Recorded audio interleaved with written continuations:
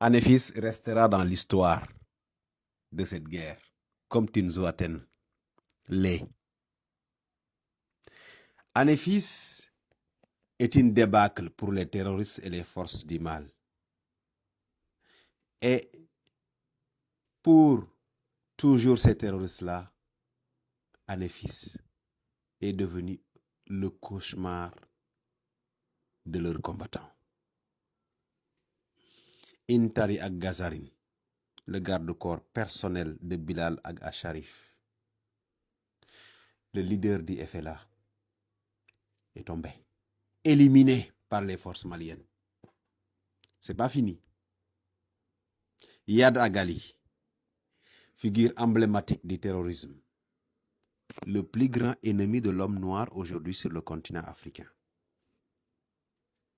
L'homme qui brûle des villages, l'homme qui brûle des dispensaires et des hôpitaux, qui bombarde des forages, a été touché. Et pourquoi Yad Agali a été touché? Et il pourrait même mourir. Pourquoi? Parce que, vu les renforts venus de tous ces pays limitrophes qui soutiennent le terrorisme, Yad Agali avait la certitude que Anéfis allait tomber. Il s'était approché. Malheureusement pour lui, et heureusement pour l'armée malienne, Anéfis n'est pas tombé. Anéfis ne tombera pas. C'est ainsi que ils ont eu d'énormes pertes. Et lui, il a échappé de justesse. Et je vous assure que Yad Agali, l'armée malienne l'aura. C'est une question de temps. Il ne peut absolument pas éternellement continuer à faufiler entre les mailles. Parce qu'aujourd'hui, je vous dis une chose, les ennemis du Mali ont un problème de déficit de personnel, d'effectifs sur le terrain. Vous savez, quand la prison a été attaquée le week-end dernier, j'avais dit une chose. Dès que vous voyez un groupe rebelle ou un groupe terroriste attaquer une prison, ou bien un groupe de narcotrafiquants, alors que leur chef suprême n'est pas dans cette prison-là, sachez qu'ils ont un problème d'effectif. Et c'est exactement ce qui se passe. Aujourd'hui, les terroristes ont des problèmes d'effectifs. Ils ne parviennent plus à convaincre les gens. Parce que les jeunes ont vu les dégâts des villages décimés. On les vend du rêve.